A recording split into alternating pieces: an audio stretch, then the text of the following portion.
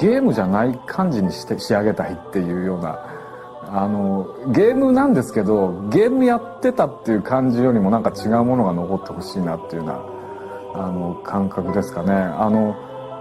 僕ほら、例えばゲームっていろんなものがあるし、スポーツゲームもあれば、パズルみたいなのもあるしっていう、そういうものの、なんていう要素をもう何でもかんでも吸収しちゃうようなゲームなところがあるので、ゲームをしてるんだけれども、いろんなことの体験をしてって最後にその物語全部が集約し、一つ終わりを迎えるみたいな、そういうような遊びともつかないしゲームともつかないし、何だったんだろうこれは、なんかその疑似体験としてなんか面白いものを経験しちゃったなみたいな、そういう感覚で終われるものになってくれればいいなといつも思ってますね。だからゼルダは何でも吸収できるし、何をやってもゼルダとも言えるし、うまいことをやらないとゼルダと言ってもらえないみたいな変な側面もあるし、なんかね、変な不思議なゲームです。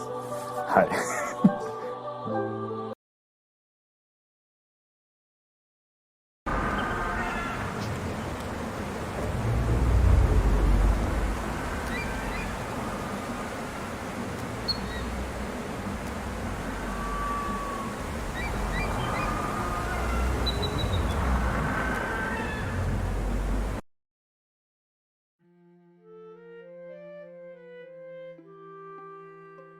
Eiji Aonuma's 5 directed Zelda games are a very over-discussed topic, like, in general.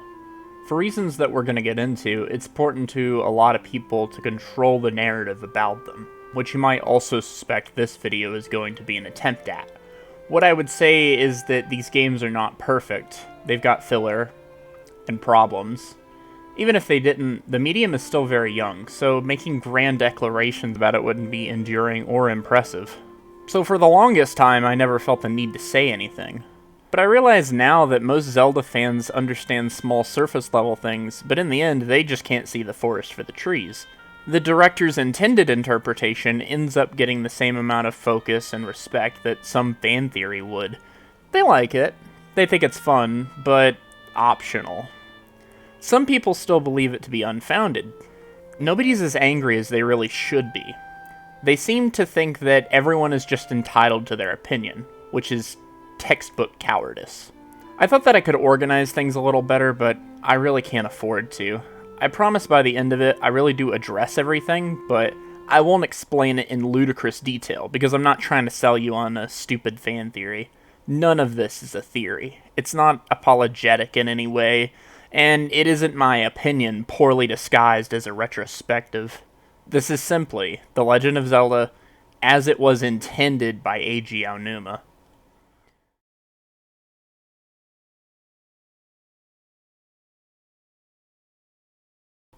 Now, before I say anything about anything, I need to address all the common misconceptions that I possibly can.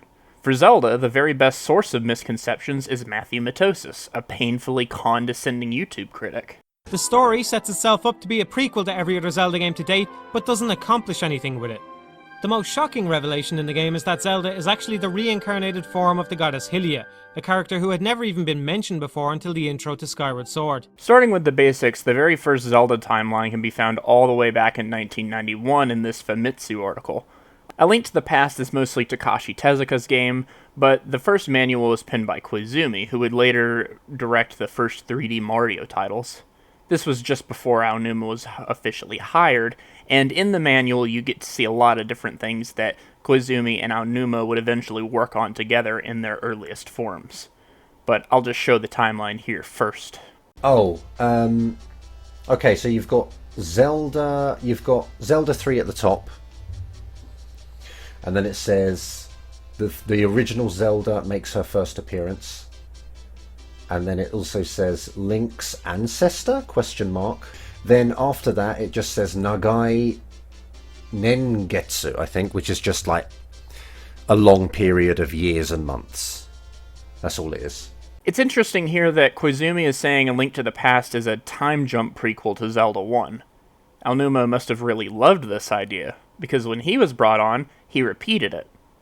Twice. When we get into later the boundaries of Aonuma's creative control, this will be an important thing to go back over because it shows the line between what he inherited and how he retooled it to fit his purposes. In 2002, following the release of The Wind Waker, Aonuma would give this quote in a GamePro article. The GamePro article itself is lost to time from what I can tell, but it's been archived in this issue of Nintendo Power. Where does The Wind Waker fit in the overall Legend of Zelda timeline? In terms of the storyline, we've decided that this takes place 100 years after the events in Ocarina of Time. We think that as you play through the game, you'll notice that the beginning of the story explains some of the events in Ocarina of Time. You'll also find hints of things from Ocarina of Time that exist in The Wind Waker. There's also a more complicated explanation. If you think back to the end of Ocarina of Time, there were 2 endings in that game in different time periods. First, Link defeated Ganon as an adult, and then he actually went back to being a child. You could say that The Wind Waker takes place 100 years after the ending in which Link was an adult. Now that's pretty descriptive on its own, but if you need proof of his consistency on this issue, he says a similar thing in an interview he gave to Nindry in 2006 to coincide with the release of Twilight Princess. Fair warning, I can't read Japanese, and Google Translate doesn't handle it very well. Windtact is parallel. Isn't it back to the childhood when Link flies to the world 7 years later at Ocarina and defeats Ganon? Twilight Princess is a world 100 and several years after a peaceful childhood. In the last scene of Ocarina of Time, Link and Princess Zelda come back as children to have a conversation. It is this story that the story's result is a little dragging that the relationship between the three with Ganon goes in different directions. In the middle of the work, there's a scene where Ganon is executed. If you leave him alone, he will be executed because he is a sacker to do ridiculous things later. So that scene is a few years after Ocarina. So the executed Ganon was sent to a world, and this time trying to get that power. There's plenty of old message boards of people reacting to the Famitsu article getting published elsewhere, most famous of which is AVGN's video, which he published on Cinemassacre.com in 2009. It's so weird to me that timeline deniers nowadays try to retroactively say that the chronology was somehow made up for Hyrule Historia in 2011. It's something that Aonuma had discussed for 2 decades at that point, and everybody else at the time was clamoring about it. It's probably the easiest lie to disprove that you could think of. I also found a Reddit post showing a magazine from October 2011 out of context in order to say that the timeline still isn't official. Meanwhile, Hyrule Historia released in December 2011. So it was a secret in October, but by December it was no longer a secret. I don't think that anyone actually bought this one, but I thought I would mention it while we're here because it's pretty funny. At the start of the Minish Cap, there's an opening sequence detailing a previous incarnation of Link and shows that he wasn't wearing a hat. In the grander scheme of the Zelda timeline, the Minish Cap was basically an origin story for Link's hat, which was a fun idea. It was executed extremely well, and by the end of the game it was nice to know that the hats of the various Links worn through the years were a sort of unknowing tribute to Eslo. Skyward Sword undoes the entire point of this game. If Skyward Sword actually cared at all about being faithful to the timeline, then Link wouldn't be wearing a hat, which would have been an extremely easy change to make, and might have even made his design more interesting. I won't get into this too much in this video because we're focusing on Eiji Aonuma's directed Zelda games and his story intentions for them. But yes, he does include games on his chronology that he had zero involvement in, and that much is a little confusing, understandably. I'm not going to say that these games aren't canon to each other, but if you think about it, or even if you don't, there's no possible way that these games could ever have any significant story connection. That's not what the timeline is about. The timeline is about how Wind Waker, Twilight Princess, and Skyward Sword all would connect to Ocarina and Majora. As Eiji Aonuma developed his story, these were the only parts that he was really concerned about. There's 100-year time jumps between each hero, stretching 200 years, and the implication when you create any story with time jumps is that the events in between aren't significant. Nothing can happen after Ocarina of Time for a while because Ganon is sealed away, and etc., etc. So, these other games on the timeline, again, I'm not saying they aren't canon, but they are superfluous, which is supported by the fact that nobody ever mentions the Minish or Vadi or any of that stuff. None of this is confusing as long as you have a basic comprehension of time travel and you don't poke holes in it like a contrarian. If they use the same logic as the Song of Storm scenario, then the plants would always be grown in the future because the game would assume that young Link would plant them in the past. If the Song of Storm scenario worked by the logic used on the plants, then the guy couldn't possibly have taught Link the song in the future until young Link played it in the past. Basically all of this is to say that the time travel in Ocarina of Time probably wasn't thought out to a huge degree, and the developers simply went with whatever they thought was a good idea for certain parts of the game. When you look at the Magic Beans and the Song of Storms, they're both good ideas and I like the way they play with the time travel. The problem is they're incompatible with each other. What Matthew really wants when he says that Minish Cap is a better prequel than Skyward Sword is for fans to be able to make creative changes to the story, and not the person directly responsible for that story. And well, that's problematic. The reveal that Tetra is Zelda is perhaps the least thought out moment in any Zelda story ever. As soon as she's revealed to be the princess, the King of Red Lion starts referring to her as Zelda for no reason. Presumably names in the Zelda universe work the same way they do in the real world. Presumably Tetra has been going by the name Tetra for as long as she's been alive. It's even left ambiguous about whether or not she knew about her heritage at all, so why then is she suddenly renamed Zelda as soon as she discovers her lineage? This alone might not seem so bad, maybe we could assume that her name was Zelda all along and Tetra just an alias, but her clothes are suddenly replaced and she seems to undergo a complete personality change. She's no longer a freewheeling, aggressive pirate, but suddenly seems to be a refined, caring princess.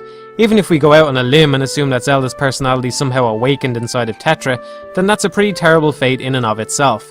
It's as though Tetra was just a vessel to be overwritten.